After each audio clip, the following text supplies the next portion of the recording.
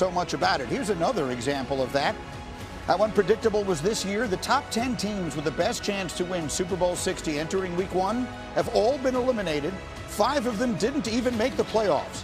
The Bills had the 4th best chance to win it all entering Week 1. After Buffalo was eliminated last week, they fired Sean McDermott on Monday, and that was only the beginning of the intrigue. Adam is in the Domino's pregame headquarters with that story. Shefty. And Greeny, the reason the Buffalo Bills aren't in this game today is also one of the reasons that Sean McDermott is unemployed and the Buffalo Bills are looking for a new head coach. We are down to 4 head coach openings around the National Football League, and we haven't heard Sean McDermott's name connected to any, with him talking to any. He has 2 years left on his contract. At this point in time, you'd have to figure he's not going to be a head coach any of those places, so he can do what he wants this upcoming season, whether that's work in TV, work as a consultant for another team. But it doesn't look like Sean McDermott has coaching in his short-term future here, though I'm sure he'll be back to it someday soon. Meanwhile, here are the Buffalo Bills coaching candidates. Brian Daboll had a good interview. I'm told Joe Brady was very impressive in his interview. Davis Webb, the Broncos quarterback's coach, is close to Josh Allen. That's a name to watch. See Grant Udinski, the Jaguars offensive coordinator? He coached Sam Darnold in Minnesota. Sam Darnold and Josh Allen are very close. Grant Udinski's interviewing today with the Buffalo Bills and has a real chance to land that job. And Philip Rivers, of course, was very impressive in what he did. Here's Terry Pegula, the Bills owner, on why they made the decision to fire Sean McDermott. My decision to bring in a new coach was based on the results of our game in Denver. How do you answer the fact that you have not given Josh a good enough wide receiver room thus far? Yeah, can I interrupt? I'll address the Keon situation. The coaching staff pushed to draft Keon. I'm not saying Brandon wouldn't have drafted him, but he wasn't his next choice.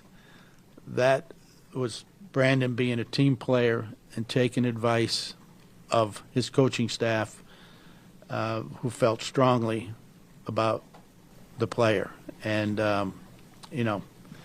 he's taken, for some reason, heat over it and not saying a word about it. But I'm here to tell you the true story. All right, so obviously that was the press conference that stopped everyone in their tracks this week, and there's been so much said about it. But, Randy, I've been waiting all week to hear your perspective, particularly on the Keon Coleman. I'll remind everyone he is still on the Buffalo Bills, and now he hears that from the owner of the team. What would you imagine he's tell you what, Keon Coleman, if you better get in the laboratory.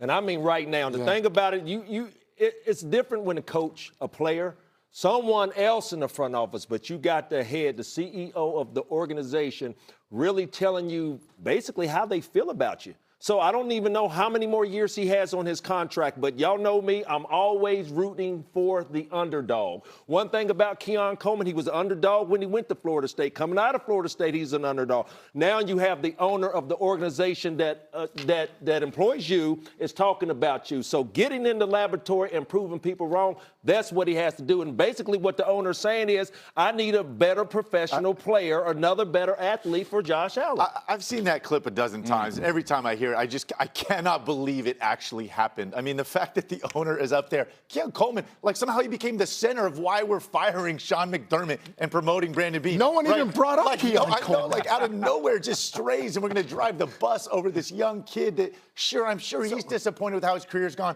But like, why are we even talking about it? And listen, I do think in some ways this is, detracted from this job. Right? It's Josh Allen. The Bills are amazing. There's so many things to like, but you can't help but look at them and be like, there's some dysfunction going on here, right? This kind of Game of Thrones power struggle that happened somehow between the GM and head coach. And Sean McDermott, all he did, 5 division titles, 6 straight playoff appearances. They went to 2 AFC championship games. You just lost in overtime at the 1 seed. Like, I mean, what is the expectation here for this organization? It's obviously Super Bowl or bust. Go ahead, Rick. Well, the expectation is Super Bowl or bust. And so why the hell isn't Bill Belichick on that list? If you're going to fire Sean McDermott, who's obviously one hell of a football coach, gets you to the playoffs damn near every year, all right, who are you going to replace him with? It's unanimous. If you ask a million people who the best football coach in the history of the NFL is, you probably get a million people say Bill Belichick. Yeah. Why the hell are you not interviewing him? Like, we can understand if you're going to replace Sean McDermott with Bill Belichick. Nobody would say, oh, okay. All right, yeah, well, but anybody else is going to come up empty compared to what Sean McDermott did. I really want to go back to what Alex was talking about. The reason why I talk about Keon Coleman getting back to work is, do y'all remember back during the regular season where Keon Coleman was a healthy scratch? Yeah. You know, for multiple games. Yes. Yeah. Then you're talking about you bring in Brandon Cooks, you bring in Gabe Davis. That's the inability for the guys on the outside. They're not making plays. So for the owner to be able to make a statement like that, he's calling me out. He said my name on national television. It's time to take it personal. I'm telling you. It's time to take it personal. Take it personal. Get in the laboratory, man. By the time we see you coming out OTAs and training camp, I need to see the. But that might be a start too. But that wasn't the coach's fault. That was it. No, but this is the coach's fault, right? Now. No, but that's what I'm saying. No, it's not the general manager's fault, is what I'm trying to say. It's not his fault. This is the coach's fault, right? Because that's what I'm seeing with this whole Terry Pegula thing. It's like, hey, I guess Brandon Beaton, I guess you got a pretty good advocate in the owner going there, because I guess, doesn't it say that the general manager can get pushed around?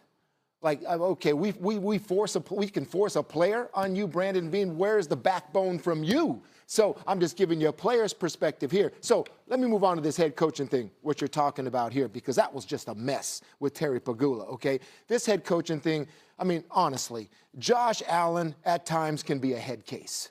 Okay, that is the truth. The way he looks on the sideline, the way he plays out there frenetically, I think he can be a head case. The head coach has got to be able to wrangle this extraordinary talent in that's all over the place up here, especially in big games, and get his best performance out. He's the reigning MVP. He's one of the best players in the NFL. I would say Sean McDermott did a pretty dang good job developing this kid. And listen, this is exciting. We can say Super Bowl or bust, and time will tell. But it's not unlikely that 2 years from now, all of Bills Nation looks back and says, boy, those Sean McDermott days were pretty nice. Yeah, well, you can have all the MVPs you want and still lose in the AFC Championship game in the divisional round because somehow he panics sometimes when he plays. It's what happened in Denver. You know what? I can say this. A guy that doesn't panic is Bill Belichick.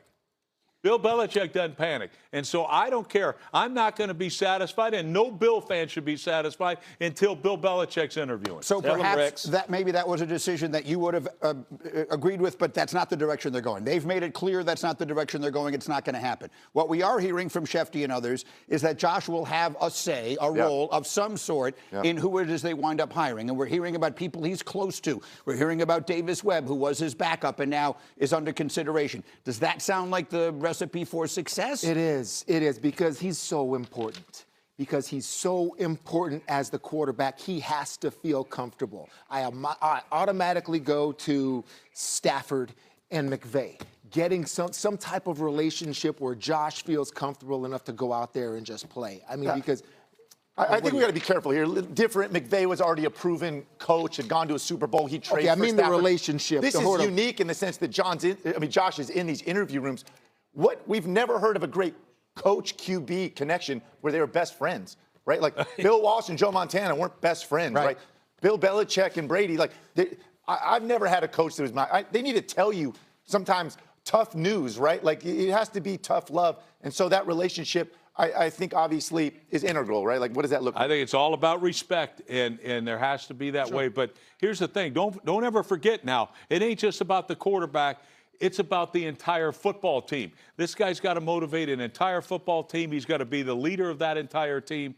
And to me, that's why I don't care that he's not thinking. They're making a mistake. They're making a mistake by not bringing Belichick in. What decision they ultimately wind up making. Meanwhile, decisions on actives and inactives for the AFC Championship game have come down. And, Shefty, there's a few things worthy of note. Go. Yeah, some notable actives and inactives today, Greeny, and mostly at the wide receiver position.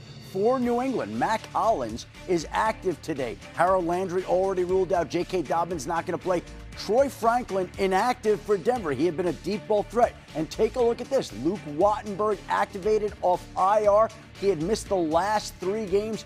He is active today. So they lose Bo Nix, but get back a quarterback in the center of the